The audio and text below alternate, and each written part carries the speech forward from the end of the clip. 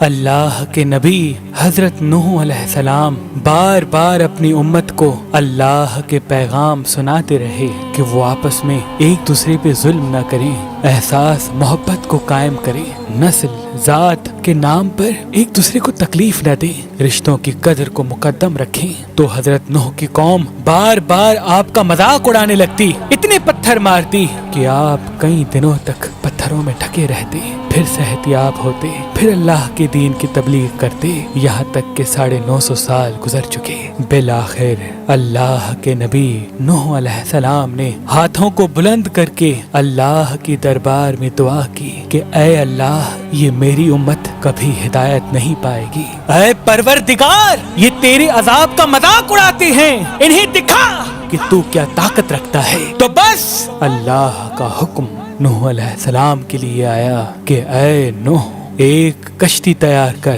اور اس میں پورے جہان کے چرند پرند کو اور ان انسانوں کو شامل کر جو تم پہ ایمان لے آئے۔ تو یوں اللہ کے نبی حضرت نوح علیہ السلام نے درخت اگائے اور کشتی بنانے میں لگ گئے۔ وہ پوری قوم ہنستی رہی اور نوح علیہ السلام اللہ کے حکم کو تسلیم کر کے اپنے فعل میں مصروف رہے۔ تقریباً 100 سال کے بعد وہ کشتی تیار ہو گئی اور نوح علیہ السلام تمام چرند پرند کے جوڑوں کو ان کشتی میں سوار کر ہی رہے تھے کہ اتنی دیر میں سانپ اور بچھو آپ کی خدمت میں حاضر ہوئے اور کہنے لگے، اے اللہ کے نبی، اس نجات کی کشتی میں ہمیں بھی سوار کرو۔ اللہ کے نبی نوح علیہ السلام نے فرمایا، تم تو انسانوں کو تکلیف دیتے ہو، ان کو کاٹتے ہو۔ تو یوں سانپ اور بچھو رو کے اللہ کے نبی سے عرض کرنے لگے کہ اے اللہ کے نبی، آپ ہماری نسل کو بچائیں، ہم آپ سے وعدہ کرتے ہیں کہ جو بھی انسان سلام علی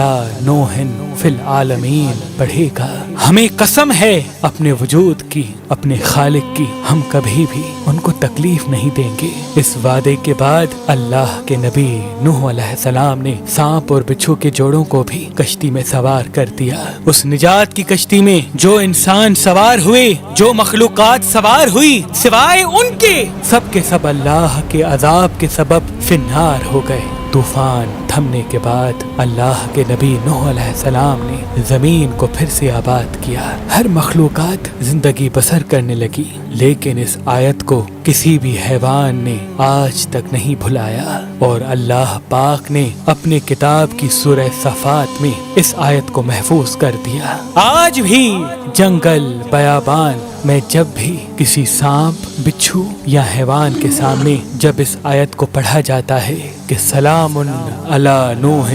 فی العالمین، تو سانپ ہو، بچھو ہو یا کوئی بھی حیوان و جن اس آیت کے احترام اور اس کے پسے پشت وعدے کو سمجھ کے اس انسان کے قریب نہیں آتا۔ بے شک اللہ نے اپنی کتاب میں ہر پریشانی، بیماری اور مصیبت کا علاج رکھا ہے،